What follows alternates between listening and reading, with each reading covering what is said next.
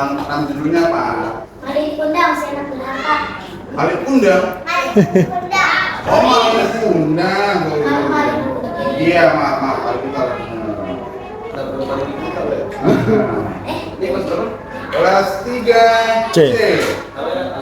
Alif Fatul Iman. Ya baik, silakan Alif.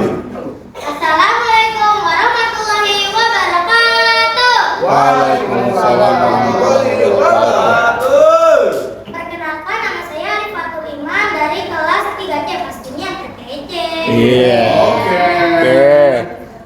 Nah, kalian sudah tahu belum kisah anak durhaka yang dikutuk oleh ibunya menjadi batu karena durhaka?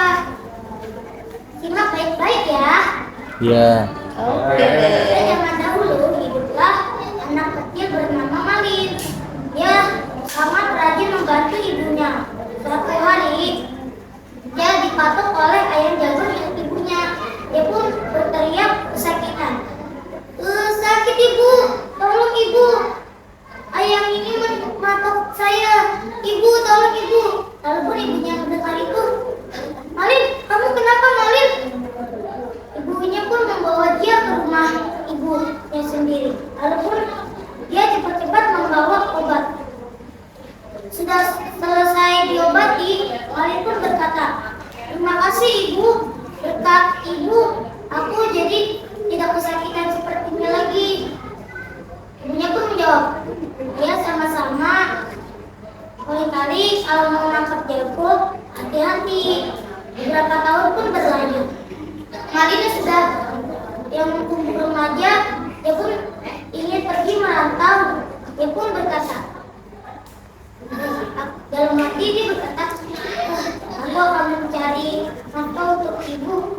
Dulu ibu telah mencari nafkah untukku. Sekarang aku ingin menggantikan posisi ibu. Dengan penuh yakin, ibunya yang melihat dari belakang, dia pun merasa sedih karena akan pergi dari mana. Walaupun teman Malin pun yang sudah menyiapkan kapal itu pun, Malin, ayo cepat Malin, kita tidak ada waktu lagi. Malin pun berkata, aku pamit dulu ya ibu, itu teman aku sudah memanggil aku.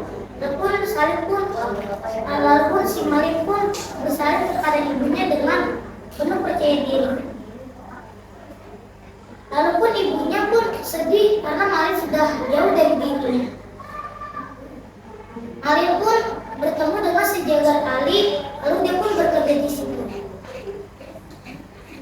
Sejagar Ali yang melihat Malin sangat pandai dalam bekerja itu, dia pun berkata, wahai Malin, apakah kau ingin bertemu dengan aku di bawah nanti? Aku akan menceritakan kepadamu. Lalu pun Malin berkata, oh iya, aku akan bawa nanti saat jam istirahat ini. Jam istirahat pun tiba. Malin pun datang kepada sejagar Ali. Sejagar Ali yang bawa Rubaiyah istrinya pun tersebut, dia pun berkata, Malin, ini istriku. Aku akan menikahkanmu dengan istriku ini. Aku sudah tua. Kau akan menggantikan posisiku sekarang. Jawab sejagar Ali. Malin pun berkata, dalam hati dia pun berkata, cantik sekali nih wanita, bisa nih jadi istriku. Dengan malu-malu pun dalam hati mereka berdua berkata. Akhirnya pun mereka menikah. Saat dalam menikah itu, Malin pun dalam hati pun mengingat masa lalunya. Ibunya yang tinggal di pulau air manis dan sedang merawat dia dari dulu sampai sekarang. Tapi Malin tidak memperdulikan itu. Hingga suatu ketika Rubaiyah sedang hamil. Lalu tuh pun dia berkata kepada Malin, wahai istri, wahai suamiku, aku sedang mengidam ingin pergi ke pantai air manis. Bisa kau mengantarkan aku? Jawab sang Rubaiyah. Dalam hati berkata, bagaimana ini? Itu kan pulau kelahiranku. Kalau mereka sampai tahu, mereka akan menerima aku lagi tidak? Jawab sang Malin. Lalu pun akhirnya Malin menuruti kata-kata Rubaiyah.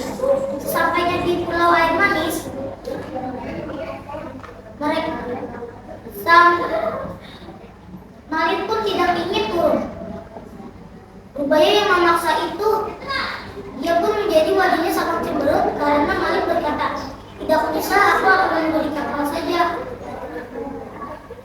Malik pun khawatir kalau Ubaya akan diculik oleh suatu laki-laki. Akhirnya dia pun turun dari kapal. Saat dia turun,